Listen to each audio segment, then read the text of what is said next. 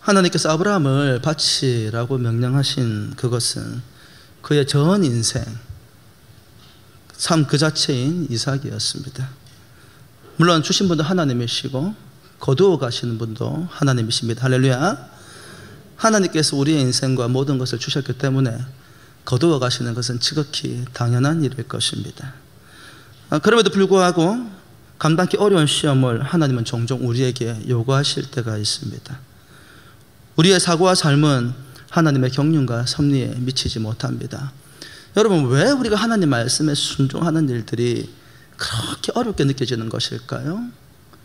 여러분, 우리가 생각하고 있는 우리의 경험 세계, 우리의 지식은 하나님의 높이와 하나님의 광대하신 그 넓이에 일부분도 미치지 못한 만큼 미약한 것에 불과합니다. 그런데 우리가 종종 시험에 드는 가장 큰 이유는 뭐냐면 그 높으시고 광대하신 그 하나님을 우리의 눈높이로 끌어당겨서 이해하려고 하는 경향성 때문이라는 거예요. 하나님을 하나님께서 명령하시고 요구하실 때에 그 안에 하나님의 깊으신 뜻이 담겨져 있다는 것을 신뢰하지 못하는 우리의 눈높이에서 그 문제들을 바라보기 때문에 그것이 늘 우리의 삶 가운데에서 불안하고 그 말씀대로 순종하기에는 대단히 어렵게 느껴지더라는 것입니다. 그래서 선하시고 좋으시고 오르신 하나님이신 줄을 분명히 알고 있음에도 불구하고 그 하나님께서 때로 우리가 감당하기 어려운 것들을 요구하실 때에 순종하는 일들이 쉽지 않더라는 것입니다. 그런 관점에서 보면 아브라함은 전적으로 하나님을 신뢰하는 믿음을 통하여서 하나님의 나라의 비밀을 세상 가운데에서 누리게 되었습니다. 우리가 지난 시간에 함께 나누었습니다마는 아브라함이 하나님께서 자신의 삶 전부인 그 이삭을 바치라고 명령하실 때에 아멘으로 순종함을 통하여서 그가 누렸던 진정한 복이 무엇이었다고요? 샬롬. 하나님의 나라에서 누릴 수 있는 그 진정한 평안과 평화를 그의 남은 여생 가운데 이 땅 가운데에서도 누리고 살아가게 되더라는 것입니다. 할렐루야. 아브라함은 하나님의 말씀에 순종함으로 이 시험을 통과할 수 있었습니다. 그렇다면 아브라함이 이 시험에 순종할 수 있었던 이유는 무엇 때문이냐 이 말입니다. 하나님이 주신 시험을 잘 통과했어요. 그럼 도대체 아브라함이 가지고 있는 믿음은 어떤 믿음이었기에 이와 같이 이해할 수 없고 불가해한 이와 같은 엄청난 명령에도 불구하고 아멘으로 화답하며 순종해 나갈 수 있었느냐 이 말입니다. 첫 번째입니다. 아브라함이 믿었던 믿음은 하나님의 예비하심에 대한 믿음 때문이었다는 것입니다. 오늘 우리가 읽었던 본문 가운데에서 창세기 22장 8절과 22장 13절 말씀을 함께 보기를 원합니다. 먼저 창세기 22장 8절 말씀입니다. 아브라함이 이르되 내 아들아 번제할 어린 양은 하나님의 자기를 위하여 친히 준비하시리라 하고 두 사람이 함께 나아가서 그렇게 이야기하고 있습니다.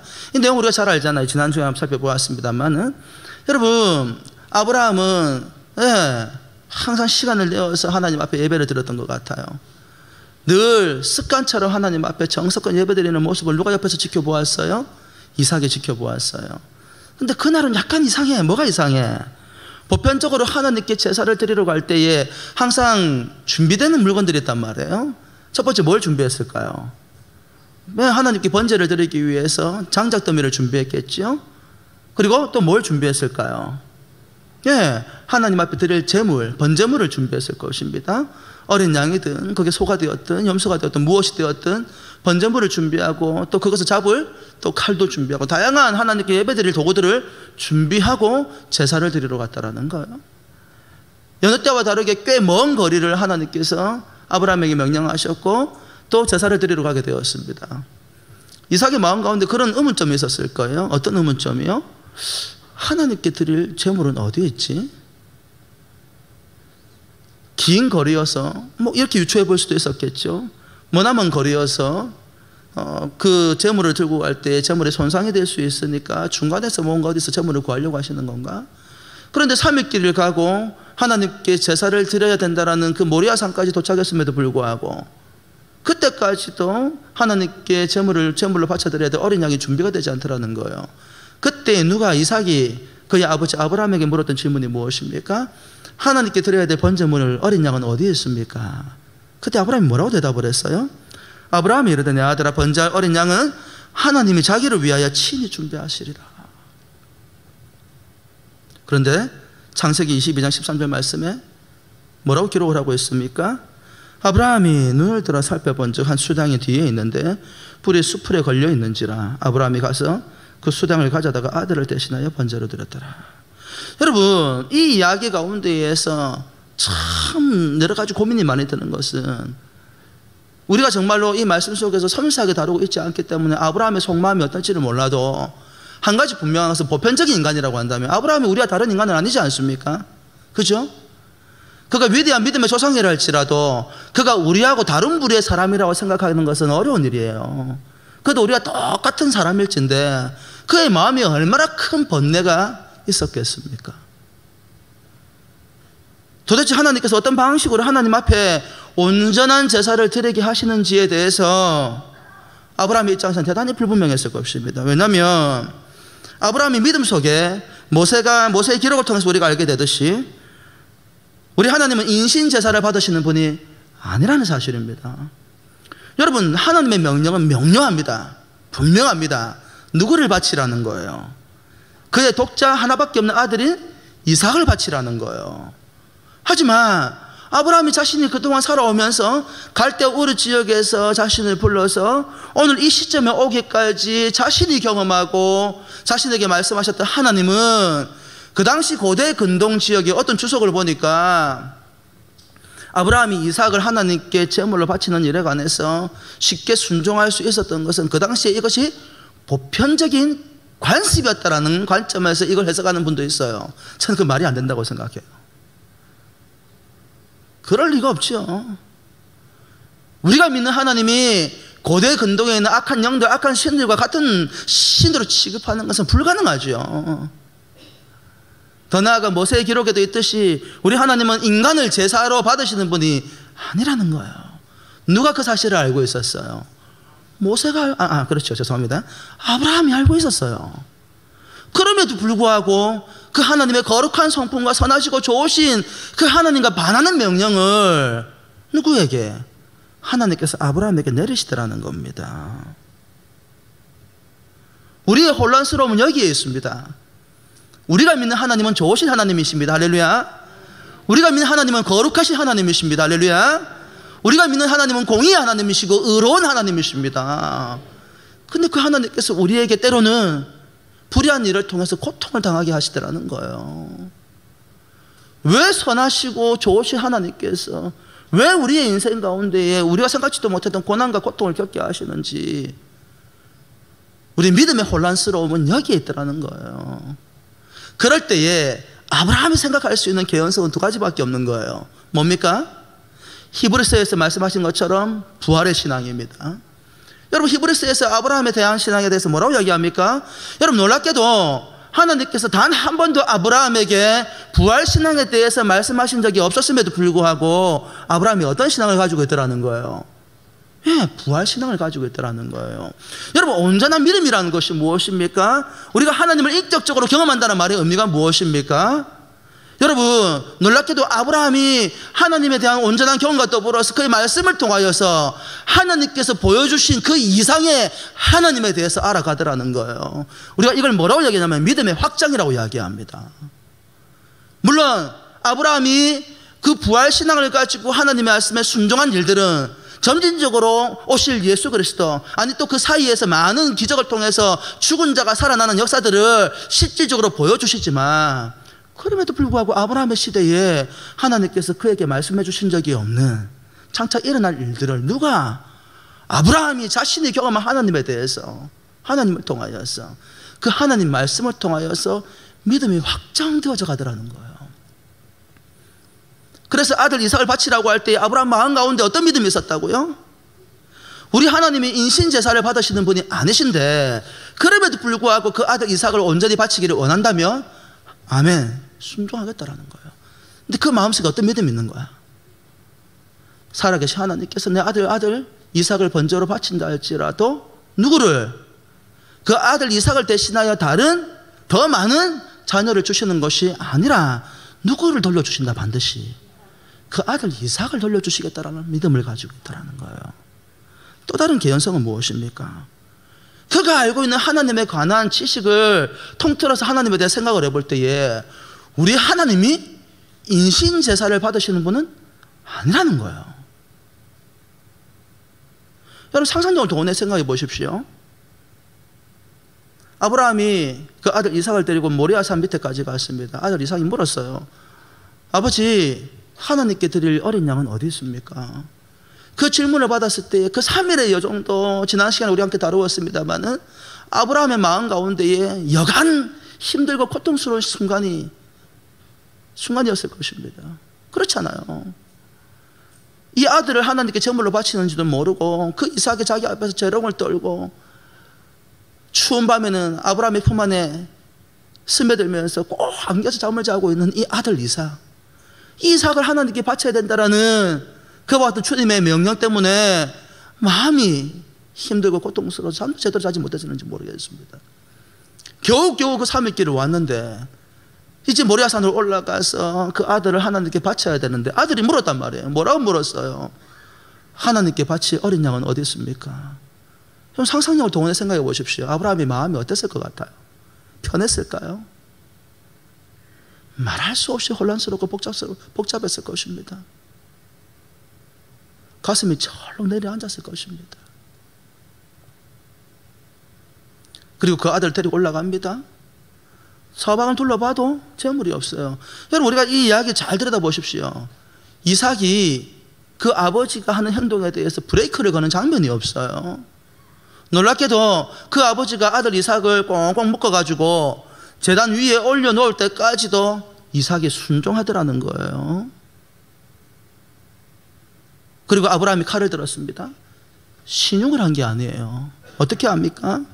10절과 11절 말씀에 손을 내밀어 칼을 잡고 그 아들을 잡으려 하니 12절 말씀 같이 읽어볼까요? 시작. 여호와의 사자가 하늘에서부터 그를 불러 이르시되 아브라함아 아브라함아 하시는지라.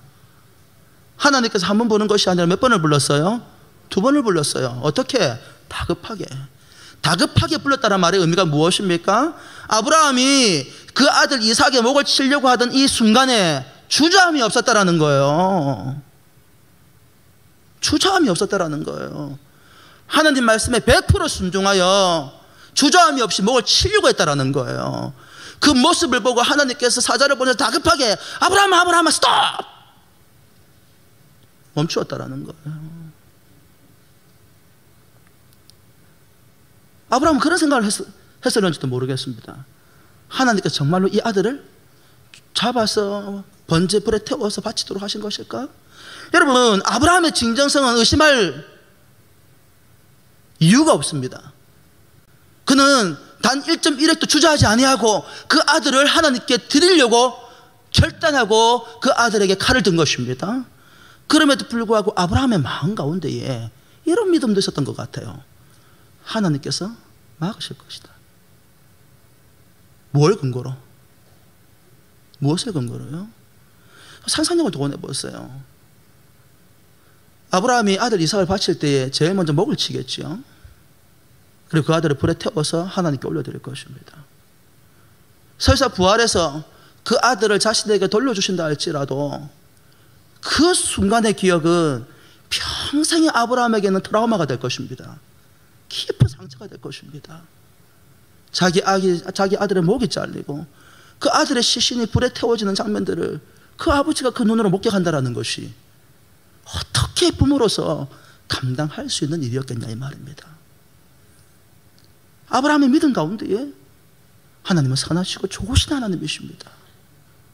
그분은 공의롭고 의로우신 하나님이십니다.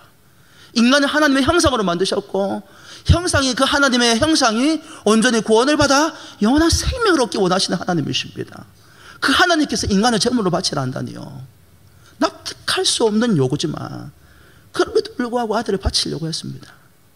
그런데 그의 마음속에 복잡한 건 그거예요. 죽이신다면 부활시키실 것이고 하나님의 성품을 생각해 볼 때에 막지 않으실까?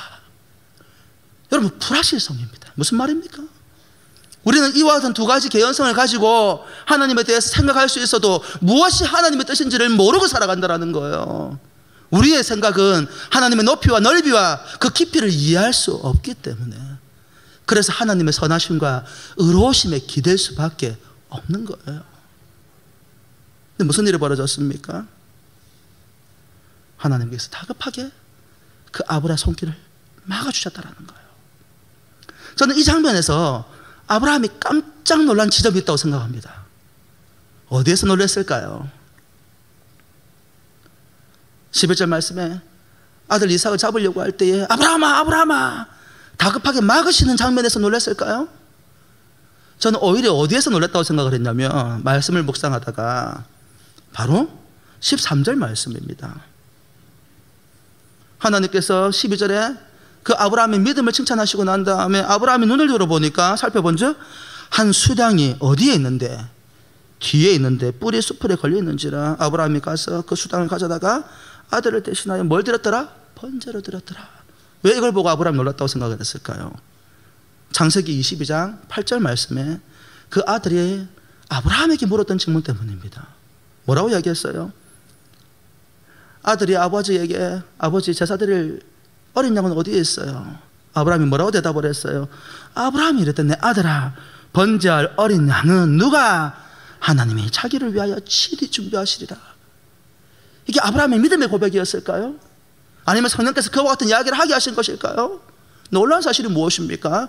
우리가 지난 시간에 함께 다루었던 주제가 무엇인가 하니, 이 사건 이후로부터 해서 아브라함의 입술로 고백하는 대로 하나님께서 그 삶을 성취하고 이루어 가십니다. 아브라함이 말하는 대로 되게 하신다니까요. 여러분, 놀라운 사실이 무엇입니까? 모리아산으로 올라갈 때 아브라함이 알고 이런 말을 했는지, 믿음으로 이런 말을 했는지, 아니면 성령께서 감동을 주셔서 자기도 모르게 툭 입술을 열어 그와 같이 고백하게 하셨는지 모르겠습니다만은, 하나님께서 자기를 위하여 친히 어린 양을 준비하시리라. 아들을 잡으려고 하는데 하나님이 막으셨어요. 그러다 뒤를 딱 돌아보는데 갑자기 뭐가 눈에 보여? 수당 한 마리가 나무가지에 걸려가지고 옴짝달싹 못하게 거기 그대로 있는 거예요. 하나님께서 친히 예비하신 그 양이 거기 있더라는 거예요. 할렐루야. 깜짝 놀랐습니다. 내가 믿는 하나님은 정말로 그런 하나님이시구나. 우리가 믿는 하나님은 선하신 하나님이십니다. 우리가 믿는 하나님은 오르신 하나님이십니다. 우리가 믿는 하나님은 사랑의 하나님이십니다.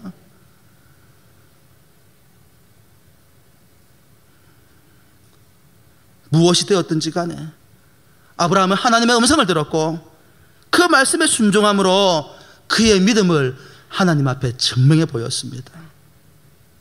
그래서 성경이 우리에게 뭐라고 이야기합니까?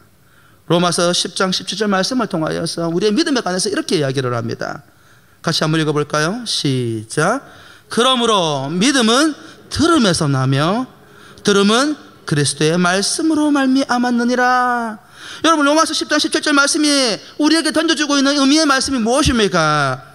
믿음은 복음을, 하나님의 음성을 듣는 것으로부터 시작합니다. 하지만 온전한 믿음으로 하나님을 기쁘시게 하는 것은 주님의 말씀에 순종하는 것으로 완성이 되더라는 것입니다. 할렐루야. 우리가 하나님 말씀을 듣는 것으로 믿음의 역사가 시작이 되어지지만, 이 믿음, 우리가 듣는 말씀이 어떻게 우리의 삶을 통해서 완성되고 성취되어져 가느냐 할 때에 그 말씀에 순종하여 믿음으로 나아갈 때에 하나님의 약속하신 모든 언약들이 우리의 삶을 통해서 완성되어져 가더라는 거예요. 할렐루야. 그래서 누가복음 11장 28절에는 뭐라고 말씀하십니까? 이와 같이 말씀하십니다. 예수께서 이르시되 오히려 하나님의 말씀을 듣고 지키는 자가 무엇이 있다? 복이 있느니라 하시니라. 요한복음 8장 47절 말씀을 우리 한 목소리로 같이 한번 읽어보십시다. 시작. 하나님께 속한 자는 하나님의 말씀을 듣나니 너희가 듣지 아니함은 하나님께 속하지 아니하였음이로다. 여러분, 사랑하는 성도 여러분, 이 아들 이삭을 바치는 이 여정을 통하여서 하나님께서 아브라함을 확인하신 것이 무엇입니까? 여러분, 아브라함은 더 이상 하나님과 세상 가운데 양다리를 걸치고 있지 않습니다.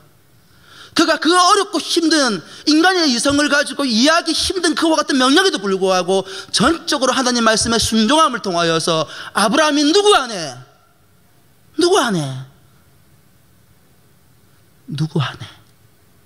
살아계신 하나님 안에 온전히 속한 자임을 삶을 통하여 고백하더라는 거예요. 할렐루야.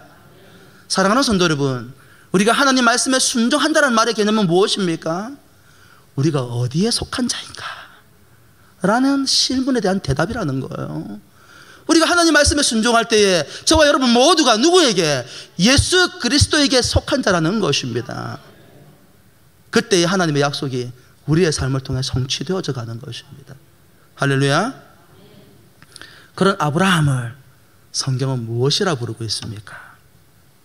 뭐라고 부르고 있습니까? 12절 말씀에 사자가 이르시되 그 아이에게 내 손을 대지 말라, 그에게 아무 일도 하지 말라. 내가 내 아들 내 독자까지도 내게 아끼지 아니하였으니 내가 이제야 내가 누구를? 살아계신 하나님을 뭐하는 줄? 경외하는 줄 알겠다. 이 사건을 통하여서 하나님께서 아브라함에게 뭐라고 말씀하셨어요? 너는 하나님을 경외하는 자다.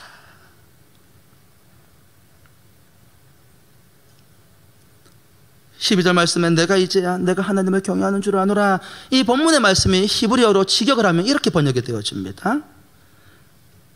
왜냐하면 이제 내가 하나님을 두려워하는 것을 내가 알았기 때문이다.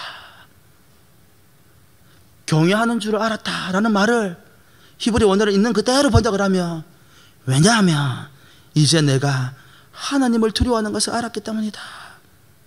본문에서 경외, 이 예레라는 히브리어는 두려워하다, 존경하다, 경외하다라는 의미를 가지고 있습니다. 사랑하는 성도 여러분, 아브라함은 지식으로만 살아계신 하나님을 한 것이 만나고 안 것이 아닙니다. 그는 삶의 현장 가운데에서 하나님의 능력과 하나님의 은혜와 하나님의 책망과 그리고 모든 것을 통치하고 주관하시는 하나님의 주권을 깨달았다는 거예요. 그가 만난 하나님은 이방의 신들과 다른 진정한 이 땅의 주인이시더라는 겁니다. 그런 까닭에 그가 깨달은 것이 무엇입니까? 나의 삶은 단 한순간도 하나님의 은혜가 없다면, 하나님이 함께 하시지 않는다면 삶이 얼마나 두렵고 고통스러운 삶인지를 아브라함이 깨달았다는 거예요. 직역한 본문에서 하나님을 두려워한다는 말의 의미는 비록 하나님께서 아브라함에게 하시는 말씀이긴 합니다만은 그의 아들까지도 하나님께 드리는 전적인 삶의 순종은 하나님이 무섭고 두려운 존재였기 때문에 그렇게 하나님께 헌신한 것이 아니라, 하나님께서 함께 하시지 아니하시면 아브라함 자신의 삶이 얼마나 고통스럽고 두려운 삶으로 내몰릴 수 있는지에 대해서 그가 살아왔던 모든 삶을 통하여 아브라함은 이해하고, 그래서 더욱더, 아니 전적으로 하나님을 믿는 믿음으로 신뢰하며 나아가더라는 것입니다. 거기에 대해서 다루고 있는 말씀인 거예요. 아브라함의 순종은 하나님의 거룩한 성품, 아브라함 자신에게도 이삭에게도 하나님은 선하시고 좋은 분이심을 전적으로 신뢰하는 믿음으로 말미암은 순종이었다는 것입니다. 할렐루야. 여러분, 우리가 어떻게 하나님께 순종할 수 있어요? 저와 여러분들도 삶을 통해서 많은 것들을 경험해 보았습니다. 우리가 믿음으로 살아가는 것이 항상 기쁘고 즐거울 때도 있었습니다만은 어떤 경우에는 왜 하나님께서 이와 같은 방식으로 나한테 이와 같은 일들을 요구하시는 걸까? 납득이 되지 않는 경우들도 있지 않았습니까? 왜 이와 같은 고통과 이와 같은 시련을 왜 하나님께서 나에게 주시는지, 그 고난과 고통과 시련의 시간을 통해서 누구에게도 말하지 못하고 혼자서 울음을 삼키면서 살아왔던 시간들이 여러분들에게 있었잖아요. 그럼에도 불구하고 어떻게 여기까지 올 수 있었습니까? 하나님이 선하시고 하나님이 옳으신 분임을 믿었기 때문이라는 거예요. 사랑하는 성도 여러분, 우리 하나님이 거룩한 하나님이시고, 우리 하나님은 선하신 하나님이시고, 우리 하나님은 의로운 하나님이시고 옳으신 방식으로 우리의 삶을 이끌어가는 하나님이라고 믿는다면 우리는 언제든지 주님의 말씀에 아멘할 수 있습니다. 아멘할 수 있습니다. 사랑하는 성도 여러분, 하나님을 경외한다는 말의 의미가 무엇입니까? 마음, 곧 감정의 상태만을 의미하는 것이 아니라는 거예요. 아브라함의 삶을 통하여서 하나님을 경외하는 것은 마음으로 하나님을 전적으로 신뢰할 뿐만 아니라 우리의 삶으로 하나님 앞에 전적으로 순종할 수 있는가에 대한 이야기라는 거예요. 하나님께서 아브라함에게 비로소 내가 나를 경외하는 줄 알았다. 근데 무엇을 통해서? 12절 말씀에 내가 내 아들 내 독자까지도 내게 아끼지 아니하였으니 내가 이제야 내가 하나님을 경외하는 줄을 알았노라. 하나님을 신뢰하고 사랑하는 마음을 무엇을 통해서? 자신의 삶의 가장 소중하고 전부인 그 아들을 하나님께 내어드림을 통하여서 하나님을 경외하고 있음을, 하나님을 전적으로 신뢰하고 있음을, 자신이 하나님 속에 속한 자임을 삶을 통해 고백하더라는 거예요. 그 말의 의미가 무엇입니까? 네가 나를 경외하는 줄을 알았다. 할렐루야. 사랑하는 성도 여러분, 하나님을 경외하는 것은 신앙의 본질적인 요소입니다. 하나님이 모든 생사화복을 주관하시는 절대적 주님이시라는 사실을 인정하고 하나님 앞에서 겸손히 순종하며 주의 뜻을 따라서 의와 사랑의 삶을 살아가는 것을 의미합니다.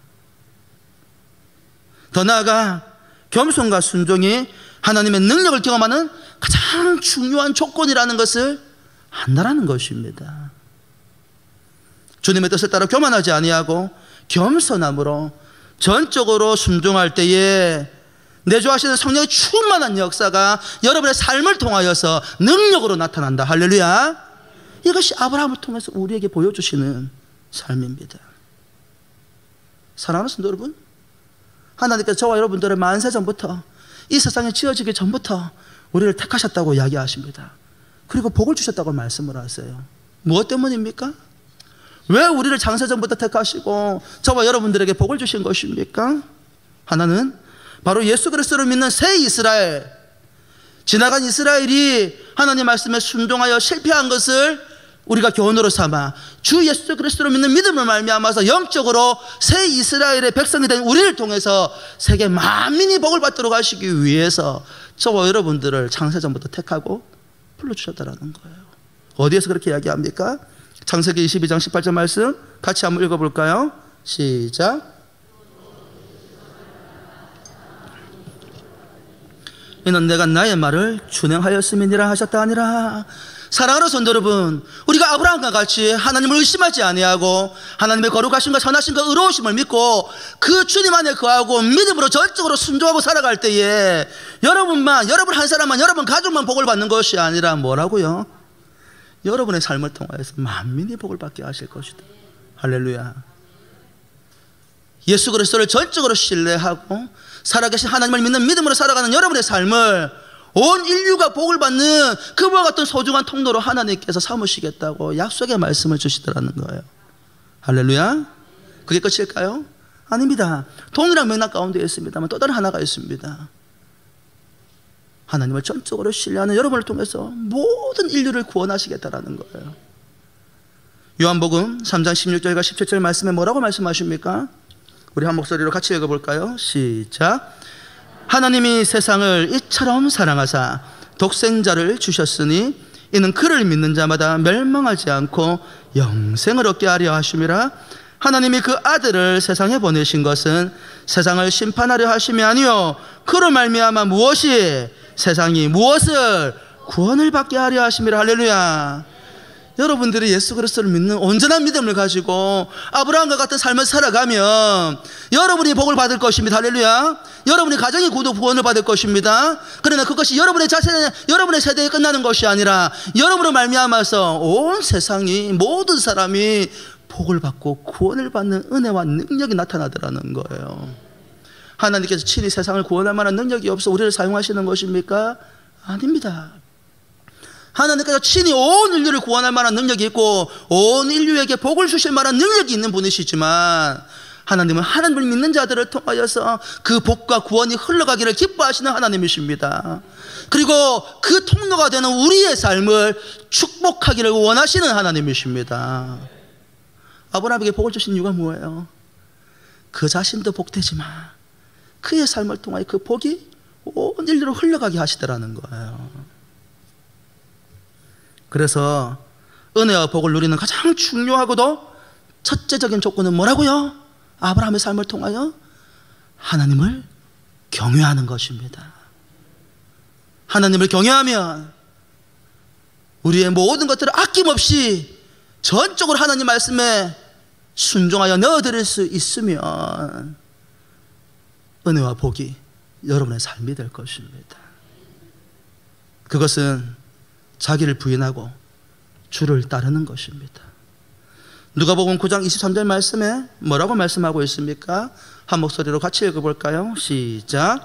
또 무리에게 이르시되 아무든지 나를 따라오려거든 자기를 부인하고 날마다 제 십자가를 지고 나를 따를 것이니라. 뭐라고 이야기하고 있어요?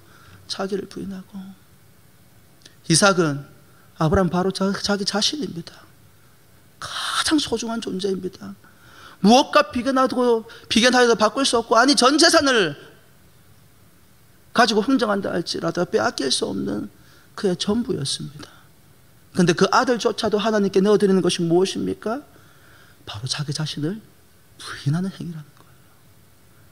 누구든지 나를 따르려거든 자기를 부인하고 날마다 자기 십자가를 짊어지고 나를 따를 것이니라.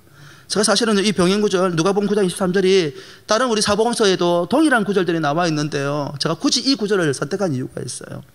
다른 구절은 이 단어가 빠져 있어요. 무슨 단어가 빠져 있냐면 누가복음 9장 23절 말씀 다시 띄워주시기 바랍니다. 또 무리에게 이르시되 아무든지 나를 따라오려거든 자기를 부인하고 언제? 날마다. 다른 성경 구절에 이 단어가 빠져 있어요. 물론 의미는 똑같을 거예요. 자기를 부인하는 행위가 특별한 날에 어떤 특정한 조건 가운데에서 내 기분 내키는 대로 그렇게 하는 것이 아니라 매일매일 모든 순간 가운데에서 나를 구원하신 그리스도를 바라보면서 날마다 나 자신을 부인하고 그리스도의 십자가를 짊어지고 주를 따라갈 때에 그 행위가 뭐라는 거예요? 하나님을 경외하는 삶이라는 거예요. 그럼 아브라함에 대한 이 시험의 목적은 무엇입니까? 우리는 이와 같은 과정을 통하여서 하나님께서 왜 아브라함을 시험하셨는지를 깨닫게 되어집니다. 아브라함에 대한 시험은 결국 그를 낮추어서 복을 받도록 하기 위함이었다라는 것입니다. 어디에서 그렇게 얘기합니까? 창세기 22장 15절과 18절 말씀에 이렇게 기록을 하고 있습니다. 여호와의 사자가 하늘에서부터 두 번째 아브라함을 불러 이르시되 여호와께서 이르시기를 내가 나를 가리켜 맹세하노니 내가 이같이 행하여 내 아들 내 독자도 아끼지 아니하였은즉 내가 내게 큰 복을 주고 내 씨가 크게 번성하여 하늘의 별과 같고 바닷가의 모래와 같게 하리니 내 씨가 그 대적의 성문을 차지하리라. 또 내 씨로 말미암아 천하 만민이 복을 받으리니 이는 내가 나의 말을 준행하였음이니라 하셨다 하니라. 할렐루야. 여러분, 하나님께서 아들 이삭을 바치는 이 시험을 통과하고 난 다음에 뭐라고 말씀하십니까? 네가 내 말에 순종하였은즉 네가 천하 만민 가운데서 네 자손을 번성하게 보면 복이 되게 하겠다. 이 아브라함의 이와 같은 사건을 가지고 신명기에서 모세가 하나님의 말씀 가운데 뭐라고 기록해 놓았습니까? 신명기 8장 2절과 16절의 말씀은 꽤 긴 본문입니다만은 간단하게 살펴봅니다. 제가 읽어드릴게요. 내 하나님 여호와께서 이 40년 동안 40년 광야의 시험을 말씀하는 겁니다. 40년 동안은 내게 광야 길을 걷게 하신 것을 기억하라. 이는 무엇을 위해서? 너를 낮추시며 너를 시험하사 내 마음이 어떠한지 그 명령을 지키는지 지키지 않는지 알려하려 하심이라. 너를 낮추시며 너를 줄이게 하시며 또 너도 알지 못하며 내 조상들도 알지 못하던 만나를 내게 먹이신 것은 사람이 무엇으로만 떡으로만 사는 것이 아니요 여호와 입에서 나오는 모든 말씀으로 사는 줄을 내게 알게 하려 하심이라. 이 40년 동안에 내 의복이 헤어지지 아니하였고 내 발이 부르트지 아니하였느니라. 너는 사람이 그 아들을 징계함 같이 내 하나님 여호와께서 너를 징계하시는 줄 마음에 생각하고 내 하나님 여호와의 명령을 지켜 그의 길을 따라가며 그를 뭐할지니라? 경외할지니라. 이렇게 경외하는 삶을 살아가면 그 뒤에 무슨 일이 벌어지는데 7절 이후에 내 하나님 여호와께서 너를 아름다운 땅에 이르게 하시나니 그곳은 골짜기든지 산지든지 시내와 분천과 샘이 흐르고 밀과 보리의 소산지요 포도와 무화과와 석류와 감람나무의 꿀의 소산지라. 내가 먹을 것에 모자람이 없고 내게 아무 부족함이 없는 땅이며 그 땅의 돌은 철이요 산에서는 동을 캘 것이라. 내가 먹어서 배부르고 내 하나님 여호와께서 옥토를 내게 주셨음으로 말미암아 그를 찬송하리라. 내가 오늘 내게 명하는 여호와의 명령과 법도와 규례를 지키지 아니하고 내 하나님 여호와를 잊어버리지 않도록 삼갈지어다. 내가 먹어서 배부르고 아름다운 집을 짓고 거주하게 되며 또 내 소와 양이 번성하여 내 은금이 증식되며 내 소유가 다 풍부하게 될 때에 내 마음이 교만하여 내 하나님 여호와를 잊어버릴까 염려하노라. 여호와는 너를 애굽 땅 종되었던 집에서 이끌어내시고 너를 인도하여 그 광대하고 위험한 광야 곧 불뱀과 정갈이 있고 물이 없는 간조한 땅을 지나게 하셨으며 또 너를 위하여 단단한 반석에서 물을 내셨으며 내 조상들도 알지 못하던 만나를 광야에서 내게 먹이셨나니. 같이 읽어보십시다. 시작. 이는 다 너를 낮추시며 너를 시험하사 마침내 내게 복을 주려 하심이었느니라. 할렐루야. 말할 수 없는 고난과 고통의 깊이 가운데에서 왜 내 인생에 이와 같은 고난이 왔는지, 왜 내 인생에 이와 같은 시련이 와서 내 삶이 소망이 없는 자와 같이 되었는지 두려워하고 염려하고 낙심하는 분들이 계십니까? 하나님은 선하시고 좋으신 하나님이십니다. 하나님은 사랑과 긍휼이 넘치는 하나님이십니다. 그 하나님께서 우리에게 시련을 하셨다고 한다면 거기에는 반드시 이유가 있다는 것입니다. 그 이유를 아브라함의 삶을 통해서 신명기를 통해서 뭐라고 말씀하십니까? 시험을 통하여 우리를 낮추신 후에 하나님께서 우리에게 복을 주시겠다라는 거예요. 이 말을 뒤집어 보면 무슨 말이 됩니까? 교만하면 복을 받지 못합니다. 교만하면 복을 받지 못합니다. 우리의 모든 소유가 누구의 것입니까? 살아계신 하나님이십니다. 우리의 생명은 누구의 것입니까? 하나님의 것입니다. 그 하나님께서 무엇인가를 우리에게 다 내어놓으라 하실 때조차도 우리가 그분을 신뢰하고 믿음으로 나아갈 수 있으면 그와 같은 시험과 시련이, 어쩌면 지금 여러분들이 겪고 있는 고난과 고통의 시간들이 우리를 낮추어 뭐 하시기 위해서? 복을 주기 위한 하나님의 섭리와 경륜 가운데에 우리의 삶이 놓여져 있다는 것입니다. 할렐루야. 사랑하는 성도 여러분, 우리의 인생은 때때로 이해하기 어렵고 힘든 고난과 고통, 하나님의 부르심을 받기도 합니다. 여기에는 중요한 질문이 있습니다. 무엇입니까? 그럼에도 불구하고 하나님을 전적으로 신뢰할 수 있는가? 이것은 믿음의 문제입니다. 믿음은 우리의 기호의 문제가 아닙니다. 취사 선택의 문제도 아닙니다. 하나님이 어떤 분이신 줄 알고 그분을 전적으로 신뢰하며 따르는 것입니다. 순종하는 것입니다. 새벽기도 시간에도 다뤘습니다만은, 그래서 하나님을 기쁘시게 하는 중요한 조건 중에 하나가 무엇입니까? 골로새서 1장 10절 말씀을 통하여서 하나님을 아는 것에 자라가는 것이 하나님을 기쁘시게 하는 행위라. 왜 하나님을 아는 것에 자라가는 것이 하나님을 기쁘시게 하는 것입니까?